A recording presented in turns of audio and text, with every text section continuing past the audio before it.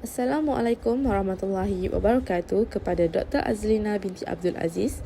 Kami kumpulan 1 akan membentangkan tugasan rancangan pengajian harian bagi subjek pengajaran mikro dan makro. Baiklah, ahli kumpulan 1 terdiri daripada Muhammad Arif Anwar bin Aribain, Nur Iman Syahadah binti Muhammad Sabri, Nur Ilaini binti Muhammad Ropi dan Nur Fazilah binti Nordin.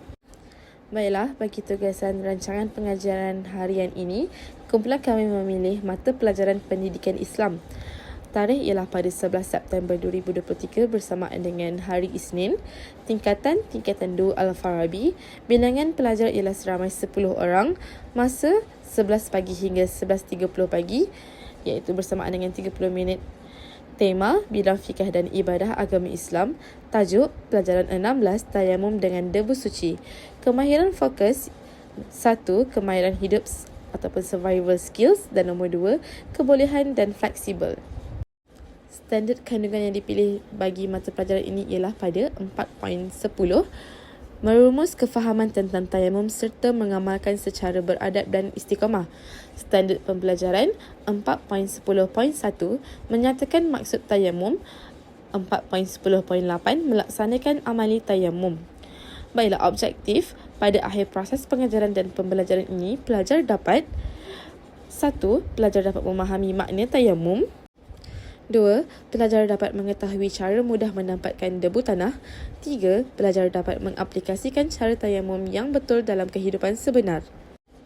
Baiklah, bagi kriteria kejayaan, 1. Pelajar berjaya memberikan makna tayamum dengan betul.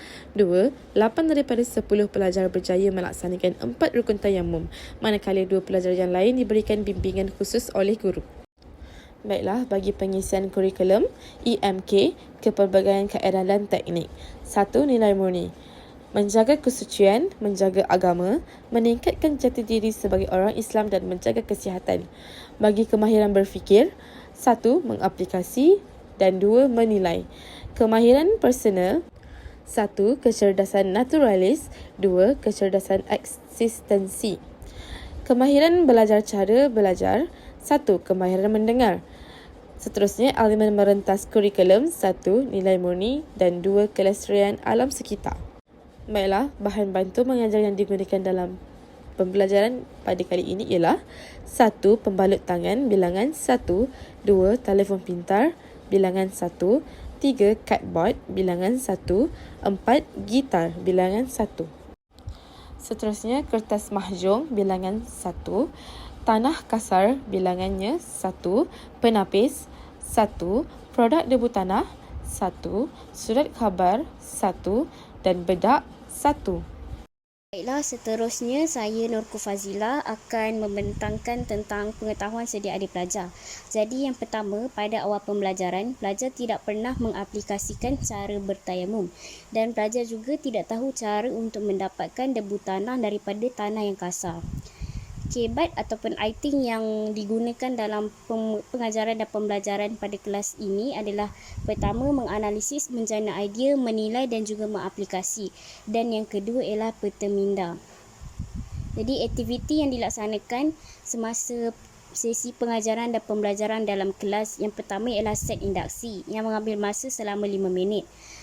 Isi pelajaran dalam set induksi ini ialah lakonan guru sebagai individu yang cedera. Pertama sekali, guru akan melakonkan watak sebagai individu yang sakit dan mengalami pendarahan luaran pada anggota wuduk seperti contohnya tangan atau kaki. Seterusnya, guru memainkan suara laungan azan melalui telefon pintar. Jadi kemudian guru akan bertanya kepada pelajar bagaimana cara berwuduk jika anggota wuduk yang terlibat cedera ataupun luka berdarah yang tidak boleh dilalui oleh air. Bahan bantu mengajar yang diperlukan dalam set induksi ini ialah pembalut tangan dan juga telefon pintar. Strategi yang digunakan ialah pertama sekali, pelajar dapat menilai pengetahuan yang boleh diperoleh daripada aktiviti yang dilaksanakan. Yang kedua, nilai murni ialah menjana idea dan yang ketiga, aktiviti yang dilaksanakan ialah lakonan oleh guru. Seterusnya, langkah pertama yang mengambil masa selama 5 minit iaitu isi pelajaran tersebut ialah makna tayamum. Jadi guru akan menampal cardboard yang bertuliskan lirik lagu bertayamum pada papan putih Dan seterusnya, guru akan menyanyikan lagu didikan bertemakan tayamum yang berunsurkan makna tayamum dan juga cara-cara melaksanakannya. Akhir sekali, guru akan meminta pelajar menyanyikan lagu tayamum bersama-sama. Jadi bahan bantu mengajar yang diperlukan ialah cardboard dan juga gitar. Strategi yang digunakan dalam langkah pertama ini ialah pelajar dapat mengingat, memahami dan juga menganalisis. Dan aktiviti yang dilaksanakan ialah nyanyian lagu tayamum. Nyanyian dalam pelajaran adalah untuk mengaplikasikan teknik didik hibur. Pelajar akan lebih mudah mengingati apabila adanya rangsangan muzik kepada otak dan juga apabila lirik itu diulangi. Baiklah, seterusnya saya Nur Iman Syahada akan membentangkan langkah yang kedua yang akan dijalankan selama 10 minit. Baiklah, untuk isi pelajaran adalah tentang demonstrasi tayamum. Jadi langkah-langkahnya adalah, yang pertama, guru akan menampal kertas mahacung yang telah dilukis peta buih pada papan putih. Yang kedua, guru menunjukkan cara membuat debu tanah daripada tanah kasar, di mana tanah akan ditapis menggunakan penapis untuk mendapatkan debu. Yang ketiga, guru menunjukkan contoh produk debu tanah yang boleh didapati oleh pelajar di mana-mana kedai. Yang keempat, guru membuat simulasi bertayamum di hadapan kelas. Dan yang kelima, guru menerangkan rukun dan langkah bertayamum mengikut tertib. Baiklah, bahan bantu mengajar yang digunakan adalah kertas mahacung.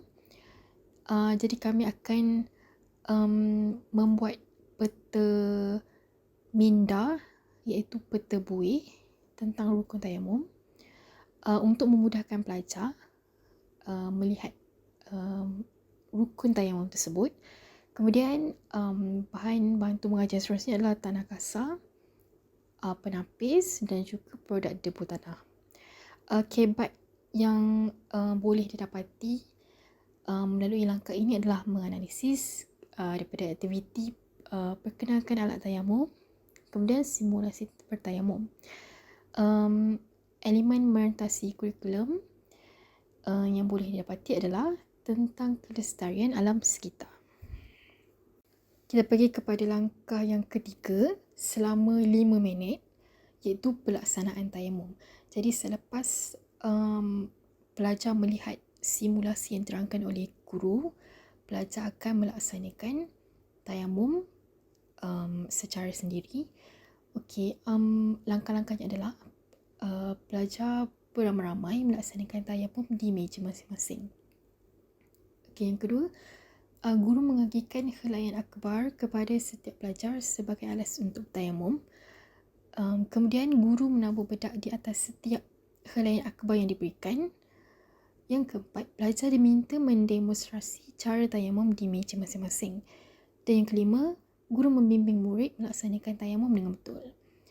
Bahan bantu mengajar yang digunakan adalah helaian akbar dan juga bedak.